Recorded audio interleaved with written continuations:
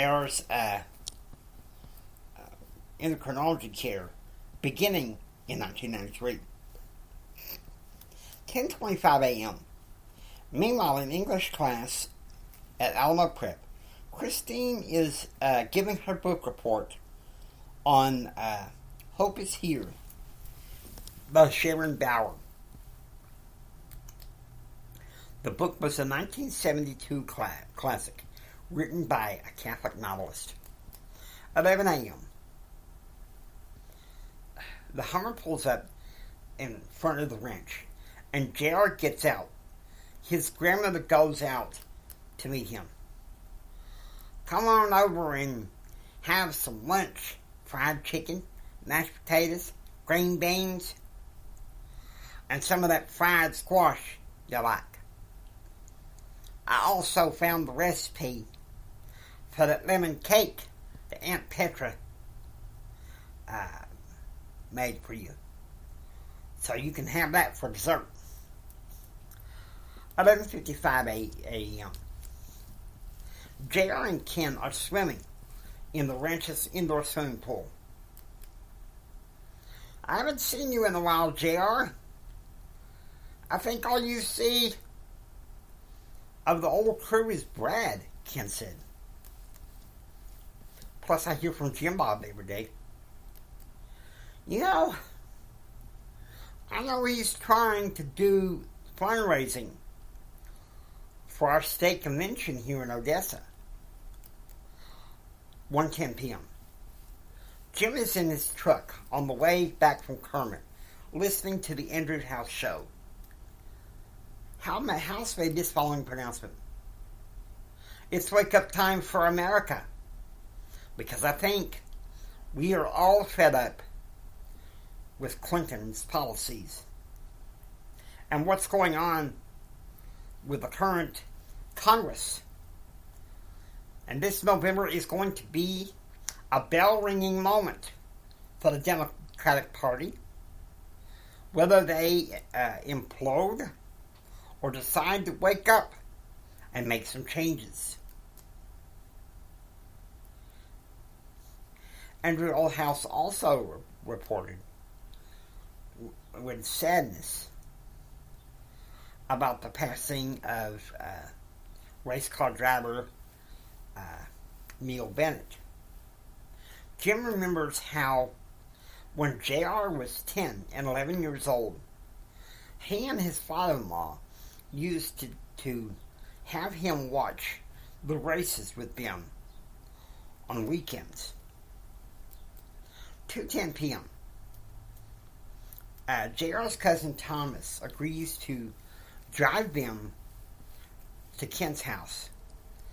JR and Ken would talk and listen to music.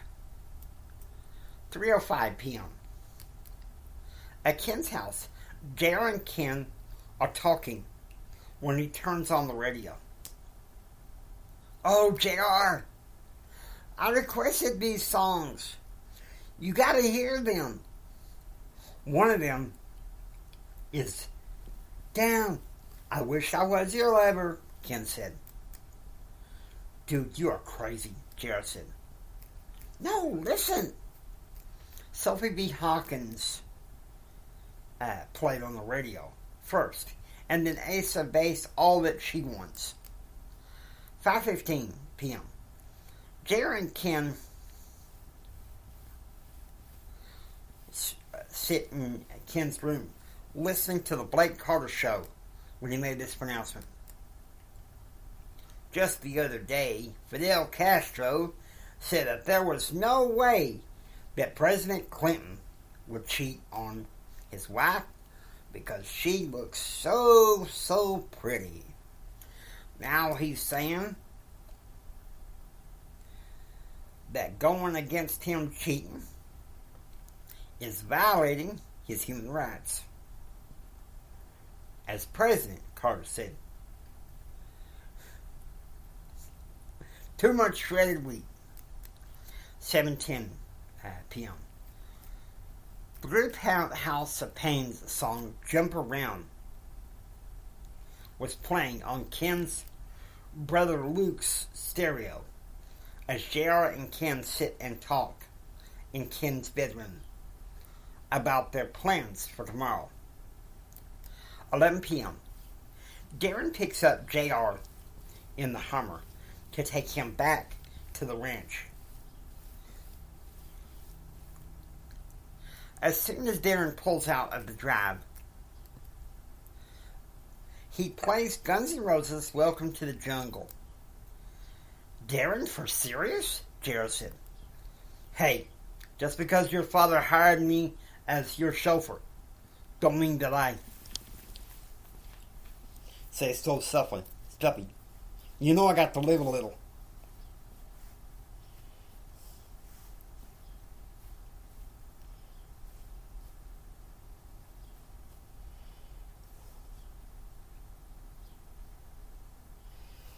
Okay.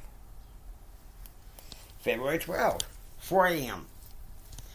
JR wakes up in his bedroom at the ranch for the first time in nearly 2 months. Putting on his headphones, he turns on his Walkman and the Blake Carter Minute is on. The wickedness of death is pervasive in our culture. Early this morning,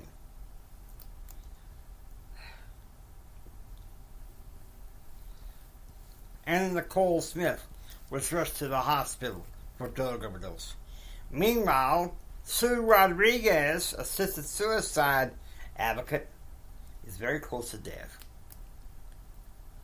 Nowhere in the Lord's word is a man given the right to kill themselves. At the same time, Jim, Kyle, and Festus are in the truck on the way to a cattle auction in Lubbock. Also with them is Claude. 12:50 p.m. Brad arrives at the ranch to pick up JR, which is okay because Jim and Kyle are still gone. And at the cattle auction in Lubbock, Brad was able to fix the printer that JR had on his desk in his room. They then decide to head to Jim Bob's, where they would meet for a little while. However, after the NFB meeting, Darren was to pick up JR and Ken. 2:05 p.m. At the NFB meeting, JR is given a guidebook on Washington, D.C. and this past year's Washington seminar. It was interesting at first, but then he became more and more lost, thinking more of his mind on tonight's debate. 2 p.m. Darren picks up JR, Ken, and Jim Bob to get ready for the hours of preparation. I don't think it's a good idea to meet at the condo, so maybe we should, Jim Bob said. Jim Bob, it's a good idea to meet at the condo. It's a great idea to meet at the condo. And there we will have chips and dips and good pizza, Ken said. 4 p.m. They arrive at Ken's family corporate condo. Hey guys, it's been a long time since we hung out here. To tell you the truth, Ken, I've missed it, Jim Bob said. Yeah, I missed it too, Ken said. Just then, Ken's stepfather, Bill Moorhead, walks in. Hey, gents, Bill said. Hey, Daddo, I had no idea you were here. Had work. I'm ordering up a pizza, okay? Just don't charge it to me. JR came up after a while after talking to Darren. Ken is hard at work, JR said. Where's the economist? Ken asked. Huh? roommate from your freshman year on his way. Okay, guys, I'm here, Dave Smith said. Yeah, I remember the old good times. How you came down last year for spring break. No Jim Bob and no Brad, Ken said. Looks like pizza's here, Dave said. Would you want a piece? No, I'm good. Gotta stay on my diet. Since I swam this morning. Now that we're all here, we're going to celebrate JR winning the debate tonight, Ken said. I haven't won anything yet, JR said. Hey now, come on, JR, you will win. Still haven't talked to Brad? No, man. You know how I feel about him. I kept quiet during the meeting. Maybe talk to you and Jim Bob a time or two. But not him. Hey, it's okay, I understand. He wants you to pick sides. Yeah, well, I don't pick sides. Yeah, well, he'll force you to take sides, JR. It's like this, okay? I know we don't always see eye to eye about scripture study.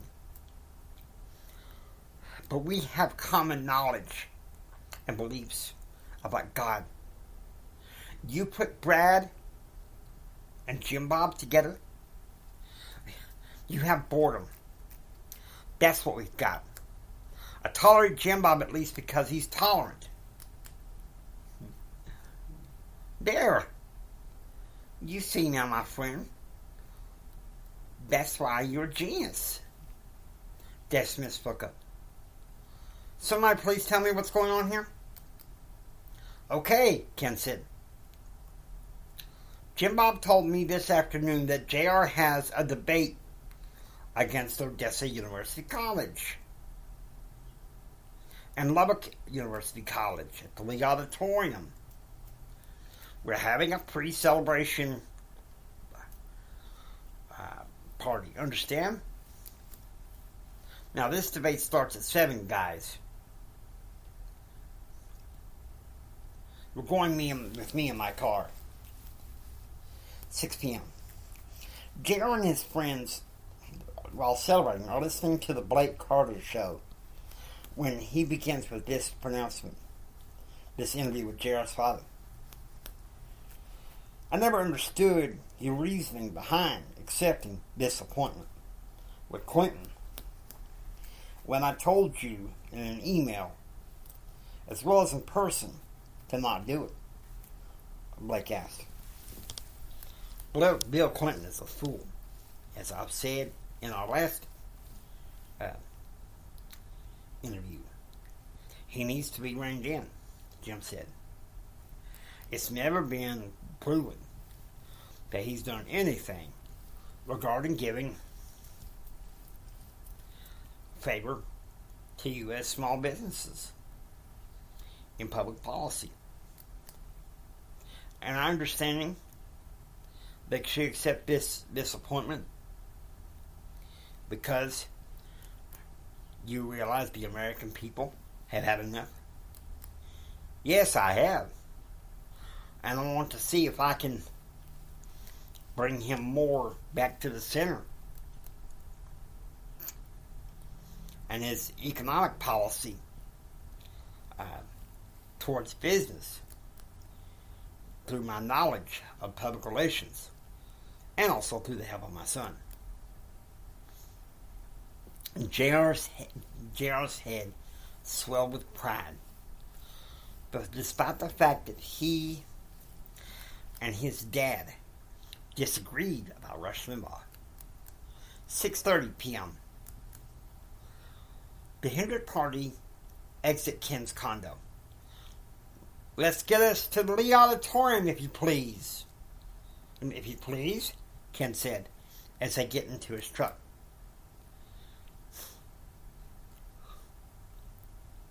Lee Auditorium. Sounds like you know the place. Jay, yeah, I did.